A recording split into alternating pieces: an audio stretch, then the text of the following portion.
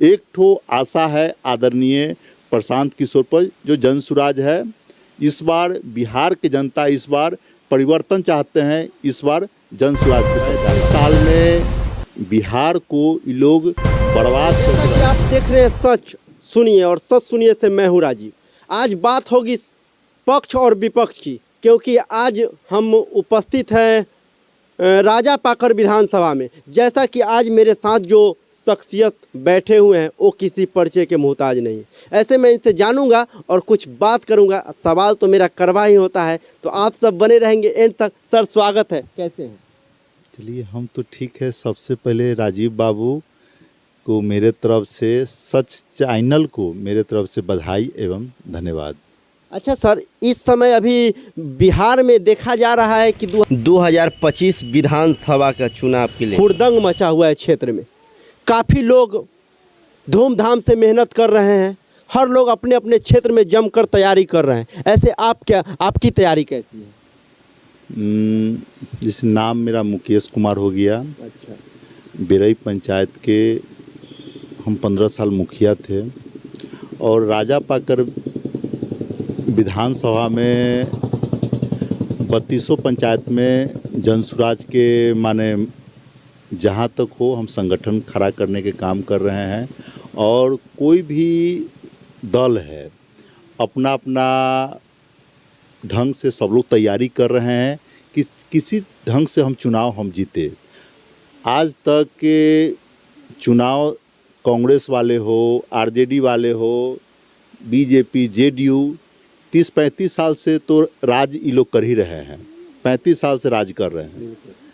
35 साल में बिहार को ये लोग बर्बाद करके रख दिए। यहाँ पर न अच्छा शिक्षा की व्यवस्था है, न यहाँ किसी के पास रोजी रोजगार का कहीं कोई जुगाड़ है, किसी ढंग का रोजगार नहीं है। यहाँ रोजगार नहीं रहने के कारण यहाँ के लोग बाहर कमाने के लिए जाते हैं।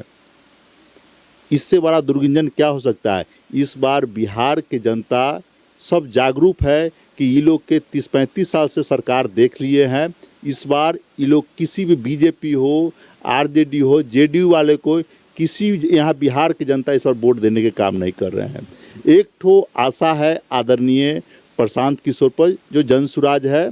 इस बार बिहार की जनता इस बार परिवर्तन चाहते हैं, इस बार जन सुराज को सरकार लाना चाहते हैं। अच्छा सर, एक बात, एक मेरा क्वेश्चन आपसे रहेगा। कहने का मतलब कि बिहार में पहली बार जन सुराज पार्टी आई है, जो सोशल मीडिया पर और सोशल मीडिया के जरिए बिहार के लोगों को जनाने का काम किया है, घर घर जाकर बताने का भी काम किया है लोग। लेकिन आपने ऐसे बिहार में बहुत सारे पार्टी हैं जो पहले से चुनाव लड़ते हुए आ रहे हैं, उन पार्टियों के से आप, उस पार्टी से आप तैयारी क्यों नहीं कर रहे हैं जो जन सुराज से तैयारी कर रहे हैं? सबसे माने बात ये है कि बिहार में तो माने सब पार्टी को जनता यहाँ देखा कि सब लोग देखा, बाकी सब लोग यहाँ पर निराश होने के काम किए। अब लोग बिहार के जनता जाए तो कहाँ? यहाँ तो एनडीए है, न तो यहाँ महागठबंधन के है। जनता के पास तो कोई विकल्प नहीं। जनता तो सीधा साधा है कि उधर इसको दे चाहे उसको दे। तो इस बार विकल्प, नया विकल्प में जनसुराज आया है। इस बार बिहार की जनता फुल तैयारी में है कि इस बार दोनों को वोट नहीं करना है कि बिहार के दोनों बर्बाद किया। बर्बाद लेबर स्टेट बनाने के काम में बीजेपी, जेडीयू, कांग्रेस, आरजेडी ये सब बिहार को बर्बाद करने के काम किए हैं। ये दोनों को जनता, ही बिहार की जनता छोड़ेंगे इस बार आदरणीय प्रशांत किशोर जी के कोई भी प्रत्याशी आएगा, स्कूल के बस्ता छाप पर इस बार वोट सब लोग करेंगे। और इस बार जो बिहार से जो बाहर मजदूरी जो कर रहे हैं, इस बार सब लोग गांव पर आएंगे और सब लोग टारगेट ले लिए हैं कि हम जाको घूम के, बाहरी लोग आएगा ना, घूम कर प्रचार करेगा कि सबके किसी को नहीं वोट करना है, इस बार जन सुराज को वोट करना है। अच्छा, एक अहम सवाल रहेगा सर आपसे कि बिहार में एक स्कूल में एक पत्रकार जाता है और बच्चे पेड़ पे चढ़े होते हैं और वो पत्रकार स्कूल में घुसता है और टीचर से सवाल करता है, टीचर उसका माइक छीन लेता है और उसको कॉलर में हाथ लगाकर और रिपोर्टर को बाहर निकाल देता है। तो क्या ये बिहार सरकार की, क्या इस पर आप क्या कहना चाहेंगे? सबसे पहले हम तो यही बताना चाहते हैं कि जो भी बिहार के जो शिक्षा मंत्री है, माने स्कूल पर कहीं इनका कोई लगाम नहीं है, न टीचर पर कोई लगाम नहीं है, टीचर पर लगाम नहीं है। इसके कारण हो सके मीडिया वाले जाते हैं पूछने के लिए, कोई ऐसा माने कुछ कमी होगा, इसके कारण मीडिया वालों को वहाँ से धकेल के माने हटा देते हैं कि हमारे कोई ऐसा कोई मीडिया वाले कोई पोल नहीं खोल देवे। यहाँ तो मेन बात है जब नीति बिहार के जब मुख्यमंत्री ही वैसा ही है, माने किसी चीज़ को एक्शन नहीं लेना, माने आपको जो क्या कहते हैं स्वास्थ्य में शिक्षा विभाग के जो भी मंत्री है वही ठीक ठाक नहीं है, तो नीचे की क्या व्यवस्था ठीक ठाक रहेगा? तो बिहार कैसे बदलेगा? हर लोग आते हैं चुनावी माहौल में, तो सब लोग का अपना अहम सवाल होता है कि मैं बिहार को बदल दूंगा, मैं बिहार को बदल दूंगा। वो बिहार को बदलने चले थे, लेकिन ऐसा मैंने अपने होश हवास में मैंने 15 और 20 35 साल 20 साल का 20 से 25 साल का तो मैंने चुनावी माहौल देखा ही हूँ और 15 साल मैंने भी वोट किया हूँ। लेकिन आखिरी ये कब बदलेगा बिहार? सबसे पहले राजीव बाबू, जब तक एक छोटा सा उदाहरण ले लीजिए, हर घर में गार्जियन होता है, आपके घर में भी गार्जियन होता है। यदि गार्जियन घर के यदि लूज होगा तो बाल बच्चा भी बिगड़ जाएगा। उसी ढंग से बिहार के भी गार्जियन हम लोग के मुख्यमंत्री जी हैं, चाहे उसका कोई भी मंत्रालय है, यदि वो लोग यदि ठीक हो जाएगा तो नीचे को सिस्टम ही व्यवस्था बदल जाएगा। यदि वो लोग चोरी करेगा तो नीचे ऑटोमेटिक ही चोरी करेगा। बिल्कुल। अभी एक चीज़ देखा जा रहा है कि आप जाएंगे ब्लॉक में तो बिना घूस के कोई काम नहीं होगा आपका। तो यहाँ तो माने शुरू से माने लालू जी के रीजिंग में वहाँ माने राइफल दिखा के काम होता था, अभी माने कलम चला के जनता के शोषण किया जा रहा है। तो क्या बिहार में फिर से आप कह रहे हैं कि जनसुराज की सरकार आएगी तो क्या बिहार बदलेगी? हमारे युवाओं का विधि व्यवस्था बदलेगा? निश्चित बदलेगा। सबसे बड़ी बात प्रशांत किशोर जी का जो वादा है, 5 गो वादा है कि सबसे पहले वादा है कि यहाँ जो बिहार से बाहर लोग गए हैं 12-15 हज़ार के रोज़गार के लिए, उसको बिहार में ही अपना जनसुराज की सरकार आता है तो 12-15 हज़ार की यहीं पर रोज़गार मिलेगा।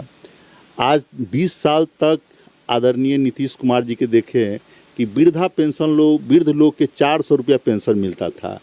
आदरणीय प्रशांत किशोर जब पूरे बिहार में घूम के जब व्यवस्था टाइट किए हैं तो 1100 रुपया पेंशन करने का काम किया। बाकी फिर भी प्रशांत किशोर जी नहीं मान रहे, ये कह रहे हैं कम से कम 2000 पेंशन हो।